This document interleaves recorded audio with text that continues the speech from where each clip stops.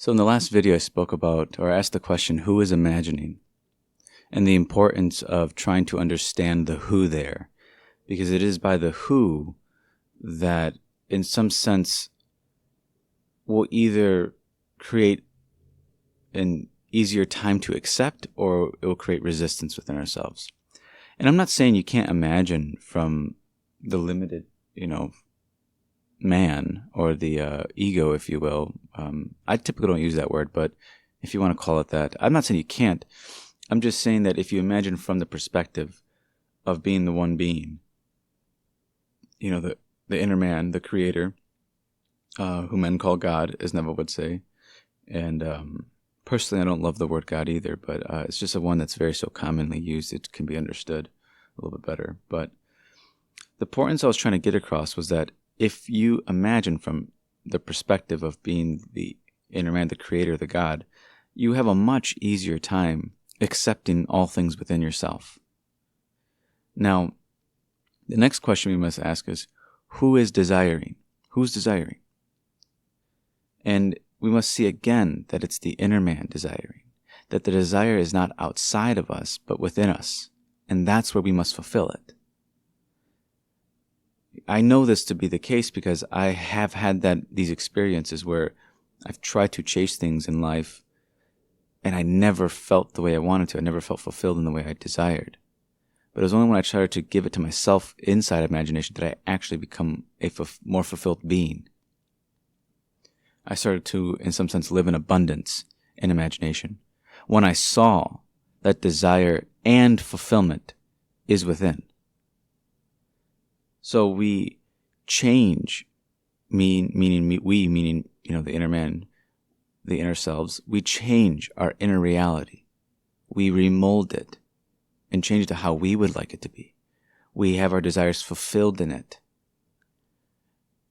So we leave the world alone entirely. And we just learn to start saying yes to everything within ourselves. That the moment I imagine something, I accept it. There's this, I accept it as a present tense moment, or I just accept it as a yes. Practice a meditation where you simply say one word to yourself and you say yes, and you imagine everything you desire, and just say yes as if it's an actual yes to it. And don't worry about anything else. Don't argue with yourself. Don't question things. If you actually are accepting it, just accept it. It's all these questions that get in the way sometimes. You really already are capable of doing it.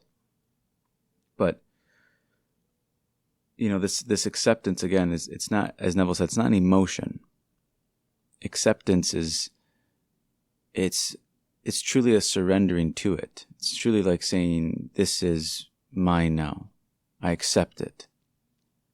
And that elicits emotional responses. So when you feel that you've accepted that you are this or you have this, your mind will naturally, this is all going to happen naturally, it will naturally start to think from that position.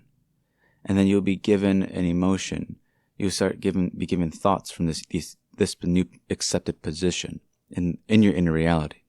And you just go with it. You don't have to stress about it. Learn to just start accepting things. Accept that the wish has been fulfilled, as Neville would always say. Now, the word I know in religious circles it's different, but typically a lot of mystics have used, they defined the being called God, if you want to call it that, or this creator, as love, and it's all accepting. The Bible says that God that's in him, it's always yes, there's never no. So it's this all accepting thing. So it accepts things for no matter what they are. Consciousness does. No matter what it is, it accepts it. Now, can we mimic that? Can we start to accept, the things within ourselves for no matter what they are? No matter what it is, can we learn to unconditionally accept it with no judgment, the things that we desire? And what you'll find is that from acceptance, you will fulfill yourself in a way that is different than trying to achieve things in the world. We must leave the world alone. It's really not the issue. The issue truly, the war is truly within ourselves, that we must end. We're desiring. And as I've said in my previous videos, that desire is an illusion. Because the inner man can't be desiring. It doesn't make sense for the inner man to desire.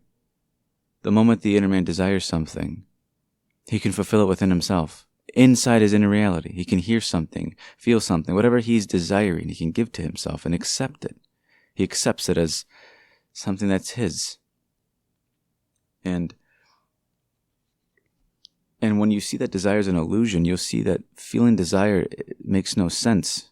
You don't need to walk around in your inner world feeling desire. When you start to feel desire, almost think that, oh, it's an illusion. I have what I desire. Because you do. The inner man always has what he desires. It's just a matter of exalting him and just coming to that fact and remembering it. Not necessarily something you have to create. It's already true. The inner man can remold himself and his inner reality to the way he desires. So let us start to remold ourselves within, because that is the place we can. Now, we can imagine things, but can we accept them? Can we just accept them for no matter what they are? I know you want something lovely for yourself. Well, then learn to accept it within yourself unconditionally. Mimic God, if you will, who gives you the thought unconditionally. The imagination doesn't question your qualifications in as Neville would call, the world of Caesar. It doesn't ask you whether or not you're qualified. That would be strange. That actually would be strange if it did. But it gives you the thoughts you desire without question. It accepts you for no matter what you've done, no matter what you are currently. It accepts you. Enough so to grant you the thoughts you desire. Now, are we going to accept these gifts unconditionally and mimic it? And this is the question. Who's desiring is, once we see that it's the inner man desiring, then the desire doesn't make sense anymore.